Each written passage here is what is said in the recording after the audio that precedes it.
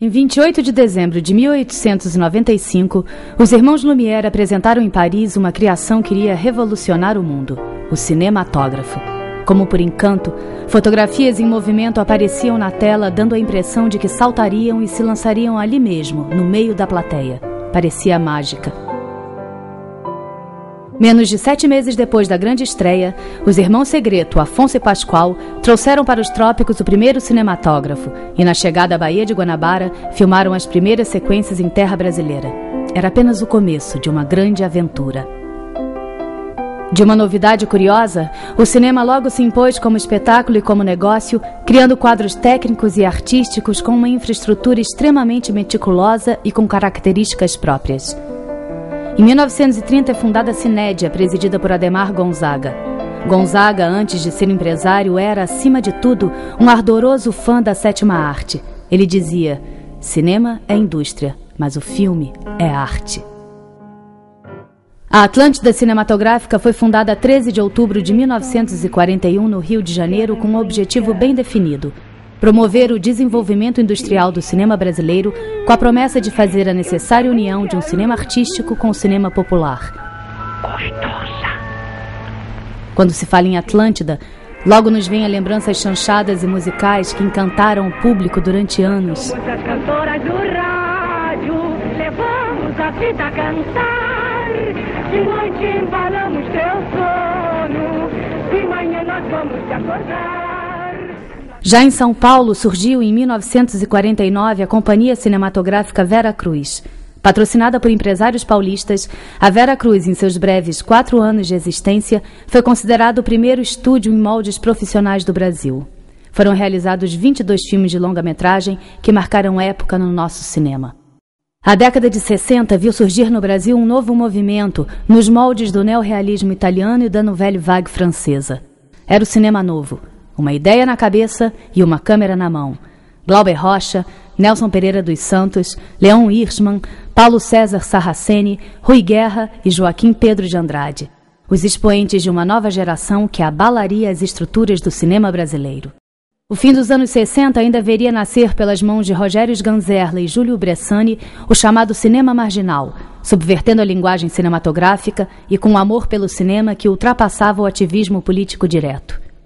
Pouco tempo depois, em 1969, durante a ditadura militar, é fundada a Embrafilme, cujo principal objetivo era a consolidação do mercado para filmes nacionais. Durante os anos seguintes, o sucesso da empresa foi expressivo, tendo conquistado cerca de 40% do mercado e incomodando as companhias norte-americanas.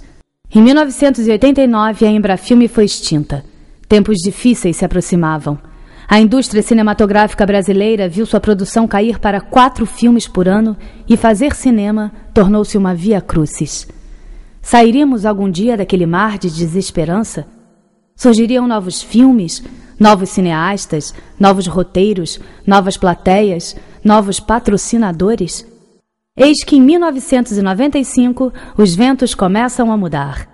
A atriz Carla Camurati decide se aventurar pelo mundo da direção e lança aquele que seria um dos marcos do cinema brasileiro, Carlota Joaquina, Princesa do Brasil. Depois de matar a Maria Antonieta, resolveram me chamar o imperador. Puta que lo pariu! Numa produtora dentro de uma garagem em Miami, 3 brasileiras resolvem criar o primeiro festival de cinema exclusivamente brasileiro em terras estrangeiras. Nascia Infinito.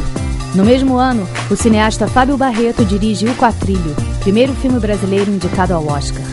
A partir de então, o cinema contemporâneo brasileiro foi se estabelecendo como referência, criando condições para o surgimento de uma verdadeira indústria audiovisual que movimenta riquezas, exporta produtos e tem o talento de seus profissionais reconhecido pelo mundo.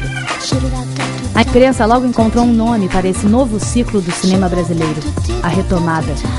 O termo retomada vem do verbo retomar, definido como reconquistar, reaver, resgatar, assumir novamente.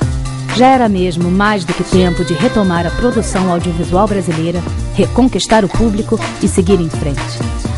Novos cineastas surgiram vindos dos 4 cantos do Brasil. Sérgio Machado, que dirigiu o belo e denso Cidade Baixa, Heitor Dalia, diretor de Nina e do aclamado Cheiro do Ralo, Andrusha Waddington, diretor do sucesso Eu, Tu, Eles, de Casa de Areia. Há todo um lote de cineastas, roteiristas, atores, produtores e técnicos que fazem o cinema contemporâneo brasileiro firmar-se com criatividade, talento e qualidade pelo mundo afora, conquistando a crítica, a imprensa e, claro, a quem mais interessa, vocês, nosso respeitável público. Eu realmente sou fã do cinema brasileiro. Entre escolher uma produção estrangeira e escolher uma brasileira, eu sempre escolho a brasileira. Não porque seja uma coisa assim pessoal, é mais que isso, tá em mim, isso tá incutido na minha personalidade, isso, meu dia a dia. Isso eu realmente sou um fã do cinema brasileiro. Salve ele! O nosso cinema é o melhor, entendeu? E quem sabe um dia ganhar um Oscar aí, né? Eu confio no cinema brasileiro. Eu adoro cinema brasileiro, né? O último filme que eu vi foi aquele de Selton Mello.